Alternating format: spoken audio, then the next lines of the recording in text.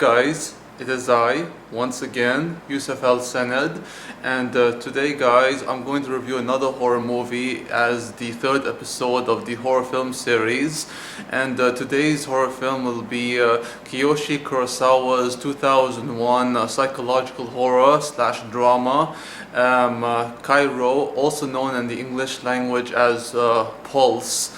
And Kairo is a Japanese horror film, the first one I reviewed on this channel. I have seen many Japanese horror films before, such like Onibaba and many others, but this one is more modern. It was released in 2001, and the basic plot, without going to any spoilers, because it's very important you guys watch this movie with little to no spoilers, and the basic plot is about it's about this group of friends, one of who, Taguchi, he is in his apartment room, and he's supposed to bring his disc to his friends. That includes Michi, Junko, and Yabe, and I think his name is Yabe, yeah. And Taguchi takes a long time to bring the disc, so they grow worried, and they send Michi to check on him. And Michi, when she finds Taguchi and she asks him about the disc, he tells her that the disc is on a pile of other stuff in his room, and when she gets the disc, he commits suicide by hanging himself. She can't understand why, nor can she see any reason Taguchi would commit suicide, and so they're heartbroken, she and her friends, and Junko especially has taken this very hard. She's trying to forget about it as an act of desperation, because she wants to move forward and not let this affect her in any way. And she's obviously the most emotionally distressed of the group, and Yabe is trying to understand what happened to Taguchi in his room. However, after they've seen what's inside the disc from Taguchi's room, they discover Taguchi himself standing across a corner, and there's a reflection that appears right before him on this glass, and right beside him there's this computer screen. The computer screen actually reflects Taguchi in his room as it's like a scene inside another scene, and it's very confusing, very strange and creepy. And that is one plot of the story, and there's a subplot involving a high school student, an economics student named Kawashima, and his relationship with this young lady named Haru. And Haru and Kawashima are interested by the paranormal, especially Haru, as she's reading so much about phantoms and ghosts and their purpose in this world, and why ghosts are what they are, and why do they come to the human realm trying to find a place to occupy. And there are two main themes of the story. The main themes are connection and loneliness. Loneliness is felt by everyone in the story: Junko, Haru, Kawashima, as well as Michi and Taguchi, I believe. And loneliness is something that everyone experiences as human beings, and we all go through our dark times,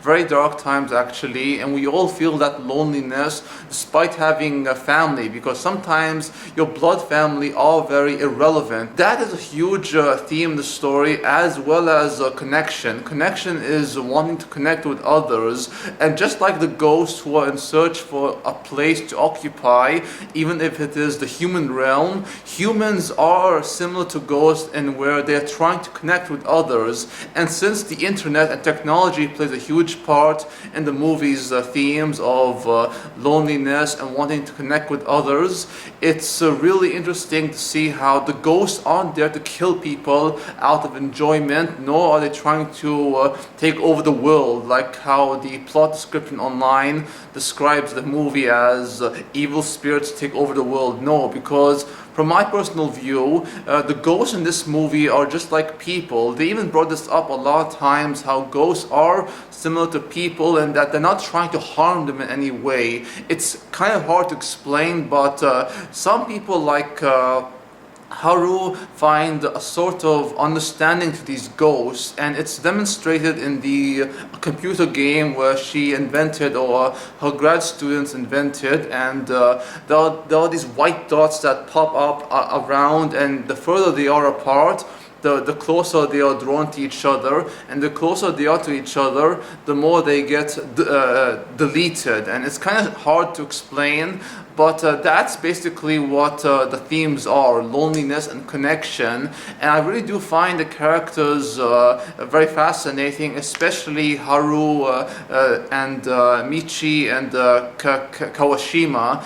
And the most tragic one that breaks my heart was Junko's story, because, like I said, she is a very emotionally distressed young girl, and how she's very sweet and soft and kind, and also very fragile. And I feel so bad for her, of wanting support, wanting help, and wanting to forget what's happened to their dear friend Taguchi. And it's one of those stories that will really grip you in. And guys, I mean, this is a horror movie, but despite this being a horror movie, I wasn't scared by the film at all. I'm not even joking, guys. I mean, I used to be so scared of Japanese horror films like Onibaba, and I really didn't feel that kind of sense of terror or dread watching the movie. But the story and the drama that went on and the themes that are dealt with, that's what kept me engaged in the movie, and how I relate to these characters, and they're wanting to connect and trying to escape from their loneliness. Because guys, loneliness is a very, very hard thing to endure. I mean, it's almost insufferable how you can or be alone, or want to be alone, and never wanting to connect with others. I mean, it's so painful to endure, and connection is very hard to find, especially with people you can genuinely trust with your life, and they won't betray you or hurt you in any way. And someone in the film actually brought this up, that when those people are hurting you unintentionally by pushing you away to protect you, they are essentially hurting you, and those kinds of people aren't worth it. And it's very interesting that this movie actually brings these ideas up despite being a horror film. And that is one of the things that Japanese horror does right. Japanese horror can add a real sense of atmosphere, dread, and make you feel like you are not safe. It's one of those things that I really love about Japanese horror, and what American cinema or American horror is lacking. That sense of dread, that sense of terror, and that the raw emotions that come with it, especially with these characters who you do care about, and you can relate to these people and what they're going through.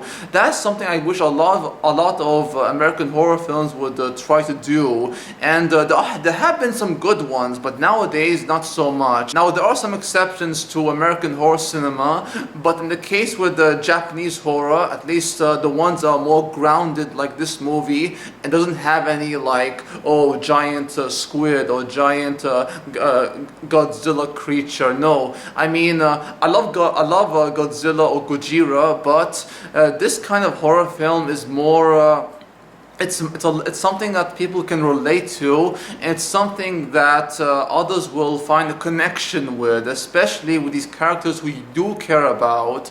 And the themes are fascinating on its own. The story is really intriguing. I really love the characters, and the horror is there. I mean, I wasn't scared by it, but this movie has some real sense of tension and real sense of dread to it, especially for people who aren't used to horror films. And honestly, guys, I do highly recommend you watch Kiyoshi Kurosawa's Kairo. It's a really amazing Japanese horror film, and one I think you will like. Even if you aren't into the horror genre, you will still find something in this movie to connect to. And I do hope to see other Japanese horror films to review for you guys, and possibly Ringu and Ju-on, which I can't wait to watch.